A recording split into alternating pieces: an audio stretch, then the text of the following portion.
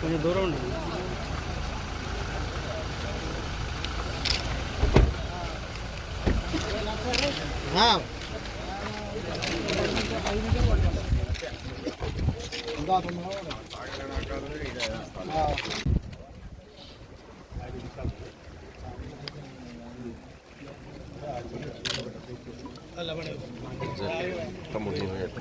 కొద్దిగా మీరు దిగండి, కొద్దిగా మీరు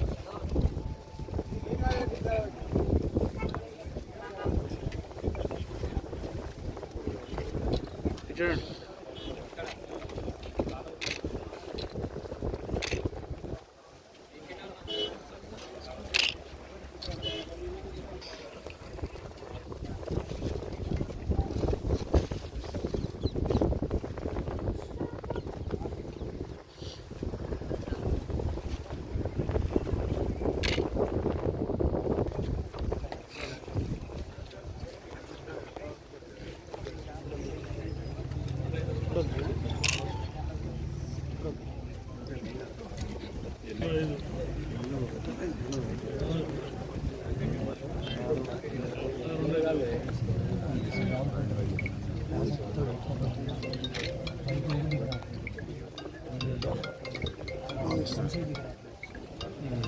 రైతులకు ఇబ్బంది పెంచుతున్నారు. మాకు రాకుండా మాకు లోడింగ్లు పంపి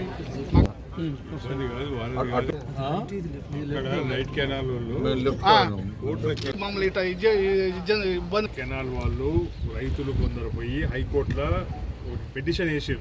ఏంటంటే ఇట్లా మోటార్లు పెట్టడం వల్ల మాకు నీళ్ళు చివరాయకట్ట రైతులకు నీళ్ళు అందట్లేదని చెప్పి వాళ్ళు బాధ్యత వేస్తే అది తీర్పు మొన్న వచ్చింది చేయబట్టి వాళ్ళు నోటీసులు ఇచ్చారు. ఎవరిని చేసేది ఏం లేదు, నా మీద నోటీసులు ఇచ్చారు. పెడితే దామాల పేరు చెప్పండి.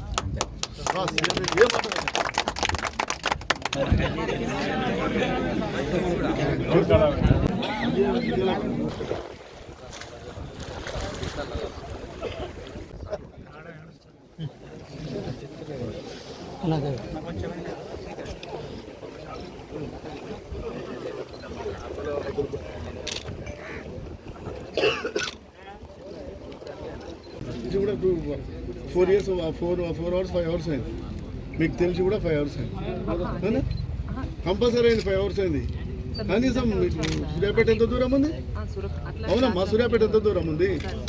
మరి కింద చేసింది కదా, నెగ్లిజెన్సీ అంతే.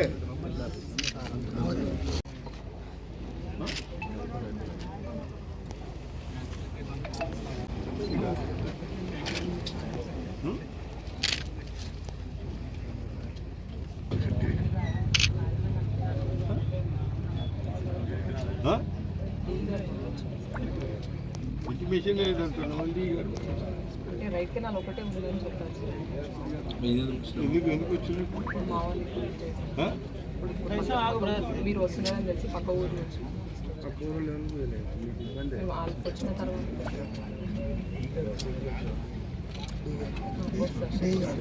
జై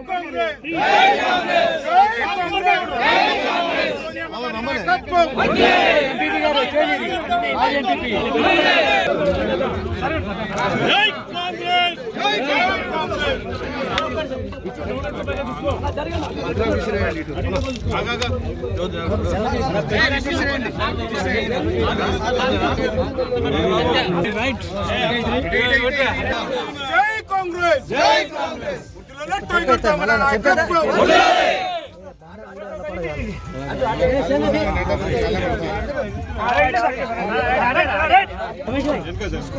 రైతు బిడ్డ రామరెడ్డి దామోదర్ రెడ్డి గారి నాయకత్వం, రైతు బిడ్డ రామరెడ్డి దామోదర్ రెడ్డి గారి నాయకత్వం, రైతు పక్షపాతి రామరెడ్డి దామోదర్ రెడ్డి గారి నాయకత్వం. జై కాంగ్రెస్, జై కాంగ్రెస్, జై కాంగ్రెస్.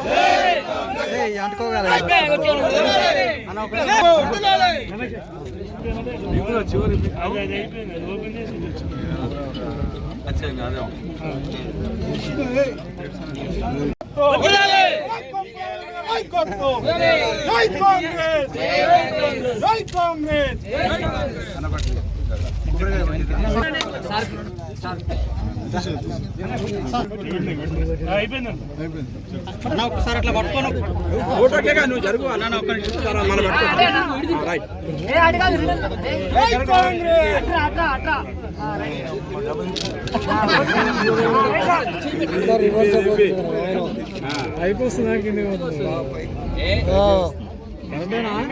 ఓకే ఓకే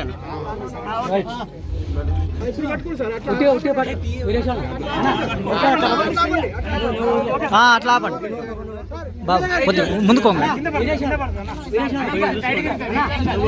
అన్న ఒకసారి చూడండి అన్న, అందరూ ఒకసారి చూడండి.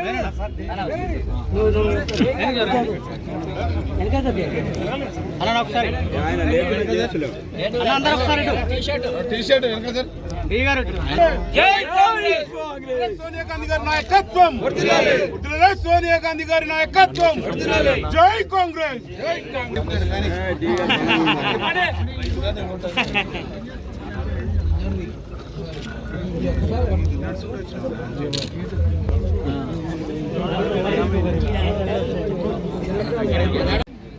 ఈ మూసీ ప్రాజెక్టు ఇది మీడియం ఇరిగేషన్ ప్రాజెక్టు 1963లో నేను పూర్తి చేయడం జరిగింది. ఆ రోజు మా కాంగ్రెస్ పార్టీ ప్రభుత్వం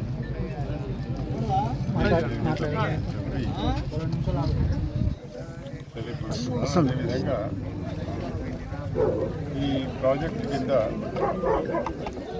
దాదాపు రైట్ కెనాల్ అయితే లెఫ్ట్ కెనాల్ అయితే 30 నుంచి 40 వేల ఎకరాలు సాగులోకి వచ్చింది.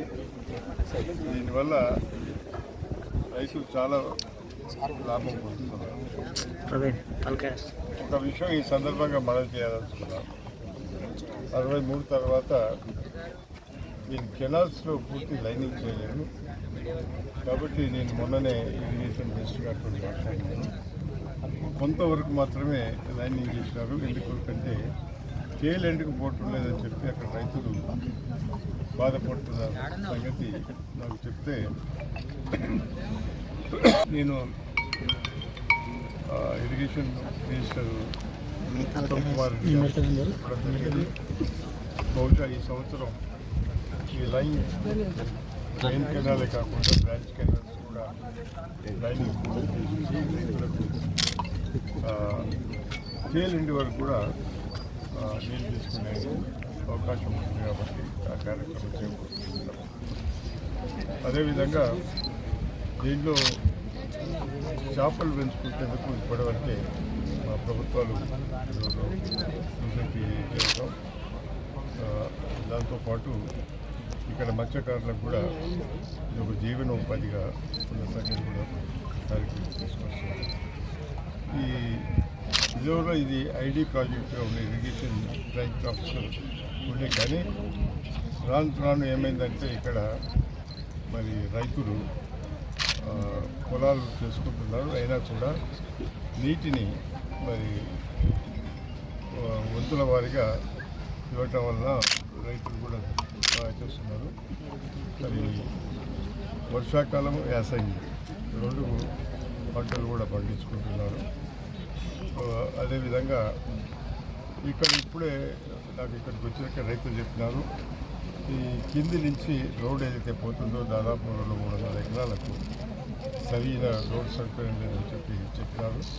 దాని వెంటనే అధికారులు తీసుకొచ్చి అది కూడా పూర్తి చేస్తామని చెప్పి ఈ సందర్భంగా విజయవాడలో నేను శాసనసభ్యుడిగా ఉన్నప్పుడు మా ప్రభుత్వం ఉన్నప్పుడు నాకు ఒక ఆలోచన ఉండే, దీని ఒక టూరిజం స్పాట్గా చేయాలని ఆలోచన ఉంది. ఇప్పుడు కూడా తప్పనిసరిగా మా ప్రభుత్వం తీసుకొచ్చింది. టూరిజం డెవలప్ చేసే ప్రజలు కూడా ప్రయత్నం చేస్తారని చెప్పి ఈ సందర్భంగా మనం చూస్తున్నాం.